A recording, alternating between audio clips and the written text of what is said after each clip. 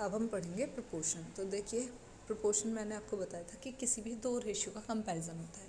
तो यहाँ लिखा है suppose that Vikram and Sumesh respectively vote 5 kg and 3 kg of mangoes from the market. The cost of mangoes is ₹40 पर kg। तो देखो यहाँ हमने क्या किया है, 5 into 40 किया है फर्स्ट में, सेकंड में हमने 3 into 40 किया है। इसका पर्पस क्या है हमारा, हमने दो लोगों का कंपैरिजन किया।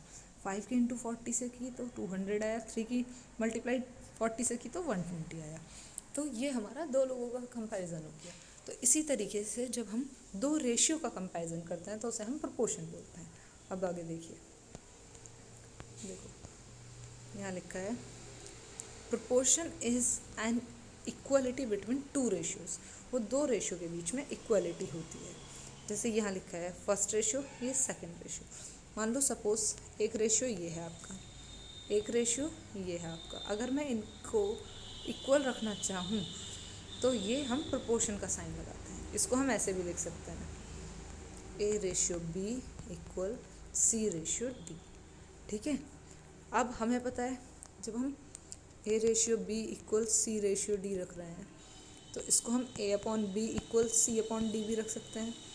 ठीक है, दैट मीन्स अगर हम इन दोनों की मल्टीप्लाई करें इनकी, यानी कि ए की और डी की मल्टीप्लाई कर दें, सी की और बी की मल्टीप्लाई कर दें, तो ये इक्वल हो जाएंगे। हमारा कहने का मतलब ये है ए डी और बी सी ये इक्वल होते हैं। अब ये ए डी और बी सी होते क्या हैं, देखो ए बी सी और डी ये हैं। तो ए और डी हमारे होते हैं एक्सट्रीम्स, जो बाहर हैं, आउटसाइड की तरफ है ना, बाहर की तरफ ए और डी ये होते हैं हमारे एक्सट्रीम्स। और जो हमारे ये अंदर हैं बी और सी ये होते हैं मीन्स।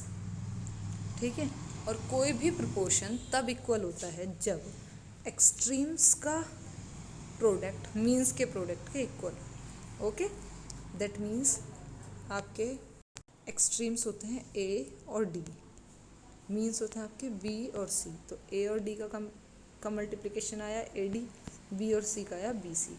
तो जब A D equal B C होता है तब आपका प्रोपोर्शन होता है। ओके, ए हमारी फर्स्ट टर्म हो गई, बी हमारी सेकंड टर्म हो गई, सी थर्ड टर्म हो गई, डी हमारी फोर्थ टर्म हो गई। यहाँ लिखा है ना जो मैंने अभी आपको बताया, ए और डी ये एक्सट्रीम टर्म्स या एक्सट्रीम्स कहलाते हैं, बी और सी मिडल टर्म्स या मीन्स कहलाते हैं। और ए हमारी फर्स्ट टर्म, ये फर्स्ट टर्म, ये सेकंड टर्म, ये थर्ड टर्म, ये फोर्थ टर्म। ओके, यहाँ 4 सिंबल, 2 की जगह 4 आएंगे डॉट। ओके, अभी हमने पढ़ा product of extremes and product of means equal होता है तब आपका कोई भी रेशियो, दो रेशियो प्रोपोर्शन होता है। अब हमें एग्जाम्पल 11 देखो, आर 2 6 7 21 इन प्रोपोर्शन। तो हमने देखा कि 2 का रेशियो हमने 6 से किया और 7 का रेशियो हमने 21 से किया। ठीक है, अब हमें ये देखने की प्रोपोर्शन में है तो हमने इक्वल लगा दिया। तो 2:6 को हम 2/6 लिख सकते हैं और इसको 7/21। अब हम क्या करेंगे, अब हम इनकी क्रॉस मल्टीप्लिकेशन करेंगे। 6 की मल्टीप्लाई 7 से करेंगे, 2 की मल्टीप्लाई 21 से करेंगे। तो 6 और 7 की मल्टीप्लाई करेंगे 42, इधर की मल्टीप्लाई करेंगे 42, तो दोनों इक्वल आ गए। एक तरीका तो ये होता है हमारा, और एक तरीका क्या होता है, जैसे यहाँ देखो हमने यहाँ तक किया था, इसके बाद हम क्या करते हैं, इनको हम सिंपलेस्ट फॉर्म में चेंज कर लेते हैं। अगर दोनों की सिंपलेस्ट फॉर्म इक्वल है तो ये ट्रू है, अदरवाइज नहीं है। ठीक है, ऐसे ही एग्जाम्पल 12 में करना है, एग्जाम्पल 13 में भी आपको ऐसे ही करना है, प्रोपोर्शन चेक करना है। ओके, अब देखिए एग्जाम्पल 14 है, तो आपको इसमें क्या करना है, find the value of x if 4:x proportion 12:21 यहाँ है। तो देखो 4 और 21 ये आपके एक्सट्रीम्स हैं, x और 12 मीन्स हैं, यहाँ लिखा हुआ है ये। तो हमें पता है जब प्रोपोर्शन इक्वल होता है, और हमें दे रखा है कि प्रोपोर्शन में है ये, तो जब ये प्रोपोर्शन में होता है तो प्रोडक्ट ऑफ एक्सट्रीम्स और प्रोडक्ट ऑफ मीन्स इक्वल होता है। तो हमने एक्सट्रीम्स का प्रोडक्ट करा, एक्सट्रीम्स है हमारे 4 × 21 और मीन्स है हमारे x × 12। तो हमें x को फ्री करना है, x को फ्री करना है, दैट मीन्स x के साथ जो हमारा 12 है उसको हम इधर लेके जाएंगे। तो हमारे पास क्या था, देखो x × 12 था और 4 × 21 था।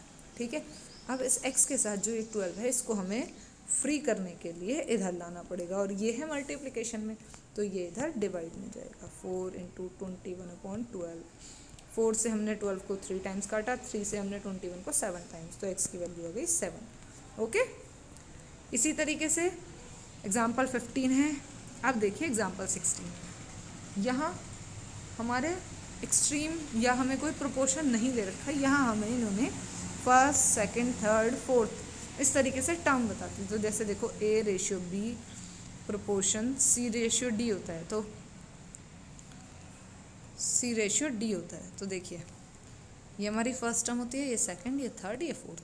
तो उन्होंने कहा first, second and third term. उन्होंने हमें फर्स्ट टर्म भी दे रखी है, सेकंड भी और थर्ड भी, फोर्थ नहीं पता। तो जो हमें नहीं पता होती उसको हम एक्स लाइट कर लेते हैं। तो हमने लिखा the fourth term is BX। हमें पता है नंबर प्रोपोर्शन में है, तो product of extremes equals to product of means होगा, तो हमने ऐसे कर दिया।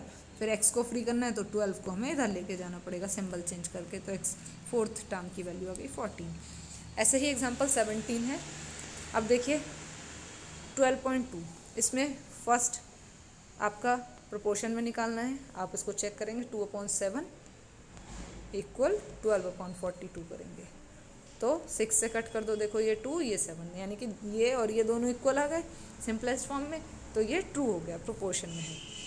इस तरीके से देखो सेकंड क्वेश्चन है। सेकंड क्वेश्चन में भी आपको चेक करना है, थर्ड में आपको x की वैल्यू निकालनी है क्योंकि ये प्रोपोर्शन में है, तो आप फॉर्मूला लगाएंगे product of extremes equals to product of means वाला। ऐसे ही फोर्थ में, फिफ्थ सिक्स्थ भी सेम है। फर्स्ट इसमें फिफ्थ क्वेश्चन में हमें सेकंड टर्म नहीं दे रखी, तो हमें सेकंड टर्म फाइंड करनी है, ठीक है। इसमें हमें थर्ड टर्म नहीं दे रखी, तो हमें थर्ड टर्म फाइंड करनी है। और हमने जो PDF देखी थी उसमें सभी के सॉल्यूशन है, जिसके नहीं है वो आपको खुद करना है। देखो यहाँ फर्स्ट क्वेश्चन हुआ है आपको, इसी तरीके से इसके और भी पार्ट्स करने हैं। सेकंड क्वेश्चन का B पार्ट है, तो इसके रिमेनिंग पार्ट्स आप खुद करेंगे। थर्ड क्वेश्चन है पूरा, इसके भी एक A पार्ट हो रहा है, तो इसका रिमेनिंग पार्ट आप खुद करेंगे। देखो ये प्रोपोर्शन में है, तो x एक्सट्रीम में है 5, तो x into 5 equals to 3 into 4, तो x को फ्री करना है, 5 को नीचे ले जाएंगे, तो x की वैल्यू आ गई 12/5। फोर्थ में भी एक्सट्रीम और हमें मीन्स का प्रोडक्ट निकालेंगे, x की वैल्यू आ जाएगी हमारी 21। इसके रिमेनिंग पार्ट्स करने हैं। फिफ्थ भी आपको करा हुआ है, फिफ्थ और सिक्स सेम है। इसमें आपकी सेकंड टर्म नहीं थी, तो हमने x सेलेक्ट कर लिया, और product of extreme equals to product of means करके हमारे x की वैल्यू आ गई 14, और x हमारी सेकंड टर्म थी, तो हमने लास्ट में लिख दिया इसको, ठीक है। और जो भी कोई प्रॉब्लम होगी हम क्वेरी टाइम हम डिस्कस कर लेंगे, आप मेरे से पूछ सकते हो जो भी आपको प्रॉब्लम हो, ओके।